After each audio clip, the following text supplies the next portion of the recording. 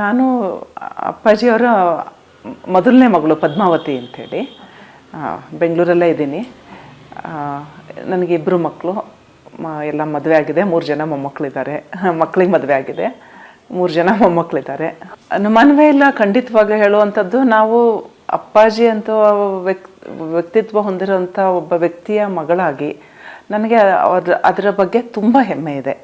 ಯಾಕಂದರೆ ಒಬ್ಬ ತುಂಬ ಶ್ರೇಷ್ಠ ತಂದೆ ತಾಯಿಗಳ ಹೊಟ್ಟೆಯಲ್ಲಿ ಹುಟ್ಟಿರುವಂಥದ್ದು ನನ್ನ ಪೂರ್ವಜನ್ಮದ ಪುಣ್ಯ ಅನ್ನೋ ಭಾವನೆ ಇದೆ. ಯಾವಾಗಲೂ ಅಪ್ಪಾಜಿಯವರು ನನಗೆ ಗುರುಗಳ ಸ್ಥಾನದಲ್ಲಿದ್ದಾರೆ. ಹಾಗೆಯೇ ಅಪ್ಪಾಜಿಯವರದ ಈ ಒಂದು ಜರ್ನಿ ಬಗ್ಗೆ ಹೇಳೋದಾದರೆ, ನಾನು ಮೊದಲನೇ ಮಗಳಾಗಿ ತುಂಬ ಚಿಕ್ಕವಳಿದ್ದಾಗಿಂದ ಅವರನ್ನು ನೋಡ್ಕೊಂಬಂದಿದ್ದೀನಿ. ಅವರು ಕಷ್ಟ ಸುಖಗಳನ್ನ ಯಾವ ರೀತಿ ಎದುರಿಸಿದ್ರು, ಏಳು ಬೀಳುಗಳನ್ನ ಯಾವ ರೀತಿ ಎದುರಿಸಿದ್ರು, ಅದನ್ನೆಲ್ಲ ಹತ್ತಿರದಿಂದ ಗಮನಿಸ್ಕೊಂಡು ಅಚ್ಚರಿಯಿಂದ ನೋಡ್ಕೊಂಬಂದಿದ್ದೀನಿ ಅಂತ ಹೇಳ್ಬೋದು. ಅಪ್ಪಾಜಿಯವರು ಮೊದಲಿಗೆ ಶಿಕಾರಿಪುರದ ಮುನ್ಸಿಪಲ್ ಪ್ರೆಸಿಡೆಂಟ್ ಆದರು. ಆ ಸಂದರ್ಭ ಅವರು ಎಲೆಕ್ಷನ್ ಫೇಸ್ ಮಾಡಿದ್ದಿರ್ಬೋದು. ಅದೇ ಸಮಯದಲ್ಲಿ ಅಮ್ಮ ಕೂಡ ಮುನ್ಸಿಪಲ್ ಕೌನ್ಸಿಲರ್ ಆಗಿ ಚುನಾಯಿತರಾಗಿದ್ದರು ಅಪ್ಪಾಜಿಯವ್ರ ಪ್ರೆಸಿಡೆಂಟ್ ಆದಂಥ ಸಂದರ್ಭದಲ್ಲಿ. ಪ್ರೆಸಿಡೆಂಟಾಗಿ ಅವ್ರು ಕೆಲಸ ಮಾಡಿದ ರೀತಿ ಇರ್ಬೋದು. ಆನಂತರ ಅವರು ಶಿವಮೊಗ್ಗ ಜಿಲ್ಲಾಧ್ಯಕ್ಷರಾದಂಥದ್ದು, ರಾಜ್ಯದ ಅಧ್ಯಕ್ಷ ಆದಂಥದ್ದು, ರಾಷ್ಟ್ರೀಯ ಪ್ರಧಾನ ಕಾರ್ಯದರ್ಶಿಗಳಾಗಿ ಅವರು ಕೆಲಸ ಮಾಡಿದಂಥದ್ದು ಎಲ್ಲವನ್ನು ಹತ್ತಿರದಿಂದ ನೋಡುವಂಥ ಸೌಭಾಗ್ಯ ನನಗೆ ಯಾವಾಗಲೂ ಸಿಕ್ಕಿದೆ. ಹಾಗೆಯೇ ಅವರು ಕಷ್ಟ ಸುಖಗಳನ್ನ ಸಮಾನವಾಗಿ ನೋಡಿದಂಥ ರೀತಿ ನನಗೆ ಯಾವಾಗಲೂ ತುಂಬ ಇಂಪ್ರೆಸ್ ಮಾಡಿದೆ. ಯಾಕಂದರೆ ಒಂದು ಎಕ್ಸಾಂಪಲ್ ಹೇಳೋದಾದರೆ 1999 ಅಪ್ಪಾಜಿಯವರು ಒಂದು MLA ಎಲೆಕ್ಷನ್ನಲ್ಲಿ ಕೇವಲ 2000 ಓಟಿನ ಅಂತರದಲ್ಲಿ ಸೋತ್ಬಿಟ್ರು. ಅದು ಖಂಡಿತ ಅವರಿಗೆ ಮನಸ್ಸಿಗೆ ಏನು ಬೇಸರ ಆಗಿರುತ್ತೆ. ಆದರೆ ಅವರು ಅದನ್ನು ಮೆಟ್ಟಿ ತಕ್ಷಣವೇ ಶಿಕಾರಿಪುರದಲ್ಲಿ ಒಂದು ಜಮೀನು ಇತ್ತು, ನಮ್ಮದು ಖಾಲಿ ಜಾಗ, ಅದು ಅಲ್ಲಿ ಏನೂ ಇರಲಿಲ್ಲ. ಆ ಜಾಗದಲ್ಲಿ ಅವರು ತೋಟವನ್ನು ಮಾಡೋ ಕೆಲಸ ಕೈಗೊಂಡ್ರು. ಒಂದು 3 ತಿಂಗಳು ನನ್ನ ತಮ್ಮ ರಾಘವೇಂದ್ರನ ಜೊತೆಲಿ ಇಟ್ಕೊಂಡು ಆ ತೋಟದಿಂದ ಅವ್ರ ಮನೆಗೆ ಬರಲಿಲ್ಲ. ಹಗಲು ರಾತ್ರಿ ತೋಟವನ್ನು ರೆಡಿ ಮಾಡೋ ಕೆಲಸ ಮಾಡಿದ್ರು ಅವರು. ಯಾಕಂದರೆ ಆಳು ಕಾಳಿಗೆ ಒಂದು ಗೈಡ್ ಮಾಡಿ ಅವರು ಹಗಲು ರಾತ್ರಿ ಬಿಸಿಲಲ್ಲಿ ನಿಂತು ಮನೆಯಿಂದ ಅಲ್ಲಿಗೆ ನನ್ನ ಅತ್ತಿಗೆ ಊಟ ಕಳಿಸ್ಕೊಡ್ತಾಯಿದ್ರು. ಈ ರೀತಿ ಅವ್ರ ಕೆಲಸದಲ್ಲಿ ತೊಡಗಿಸ್ಕೊಂಡಿದ್ದು, ಕಷ್ಟವನ್ನು ಎದುರಿಸಿದ್ದು ಒಂದು ಎಕ್ಸಾಂಪಲ್ ಹೇಳ್ತಾ ಇದ್ದೀನಿ ನಾನು ನಿಮಗೆ. ಕಷ್ಟ ಅನ್ನೋದಕ್ಕಿಂತ ಜೀವನದಲ್ಲಿ ಒಂದು ಹಿನ್ನಡೆ ಆದಂಥ ಸಂದರ್ಭದಲ್ಲಿ ಅವರು ಅದನ್ನು ಹೇಗೆ ಎದುರಿಸಿದ್ರು ಅನ್ನೋದು ನಮಗೆ ಯಾವತ್ತೂ ಕೂಡ ಮಾದರಿ ಆಗುವಂಥದ್ದು.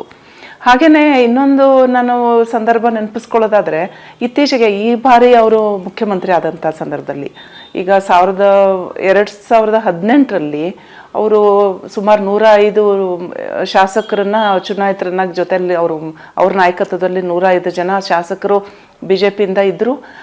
ನಮ್ಮ ಪಕ್ಷ ಏನು ಗೌರ್ಮೆಂಟ್ ಫಾರ್ಮ್ ಮಾಡಿದ್ರು, ಆ ಸಂದರ್ಭದಲ್ಲಿ ಇನ್ನು ಕೊರೋನಾ ಪ್ರಾರಂಭ ಆಗೋಯ್ತು.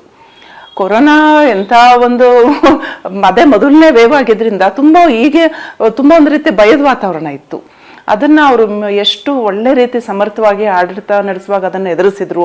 ಮೀಟಿಂಗ್ಗಳ ಮೇಲೆ ಮೀಟಿಂಗು. ಆಗಲೂ ಕೂಡ ಒಂದು ಅದೃಷ್ಟವಶಾತ್ ನಾನು ಸಾಹೇಬ್ರ ಜೊತೆಲ್ಲೇ ಇದ್ದೆ. ಅವರು ಆ ಸಂದರ್ಭ ಎದುರಿಸಿದ ರೀತಿ ನಿಜವಾಗ್ಲೂ ಮಾದರಿ ಆದಂಥದ್ದು. ಅದಲ್ಲದೆ ಅವರೇ ಕೊರೋನಾಕ್ಕೆ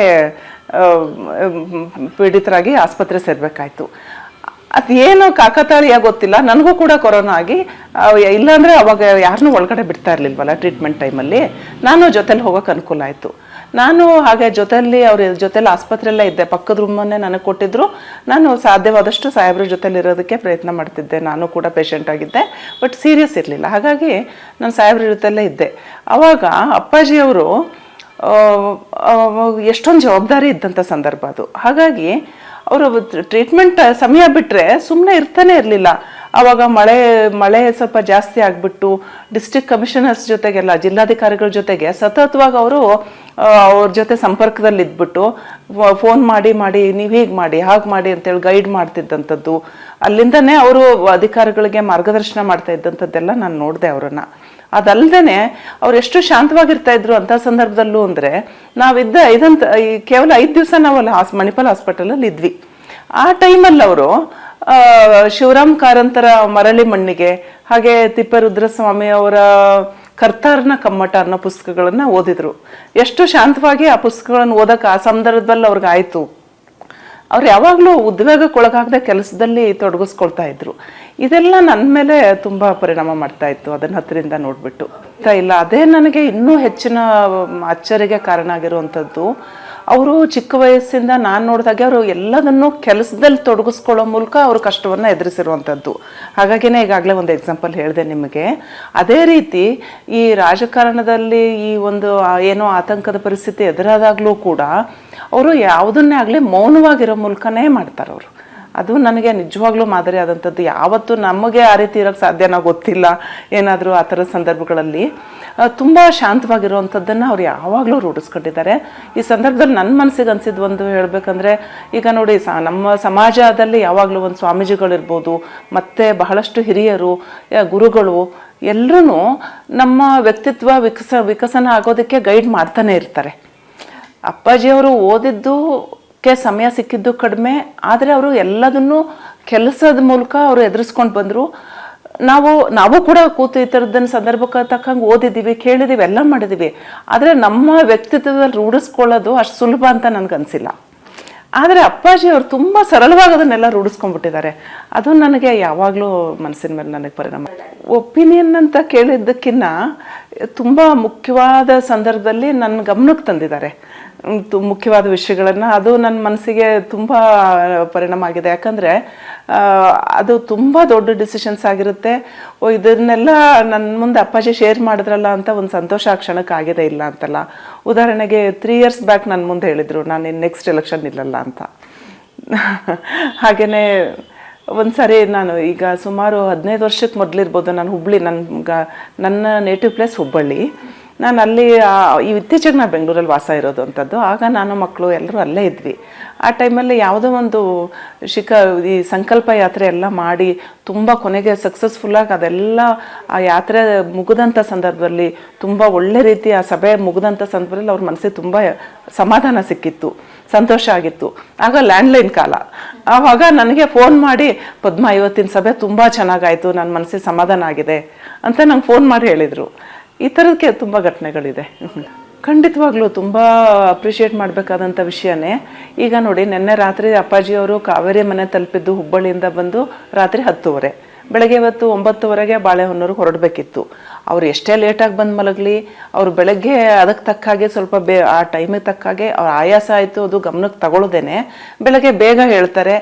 ಆಯಾ ಟೈಮಿಗೆ ತಕ್ಕ ಹಾಗೇ ಅವರು ಅದು ಎಲ್ಲಿಗೆ ಹೋಗೋದಿದ್ರು ನ್ಯೂಸ್ ಪೇಪರ್ಸ್ ಎಲ್ಲ ಓದದೆ ಹೋಗೋದಕ್ಕೆ ಅವ್ರಿಗೆ ಇಷ್ಟ ಆಗಲ್ಲ.